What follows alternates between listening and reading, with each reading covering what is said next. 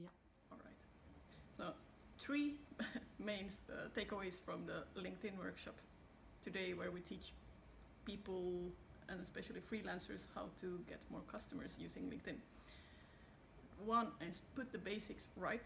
Treat your LinkedIn profiles as your sales page, not your online CV. Number 2, the best way to get customers is to post documenting your work.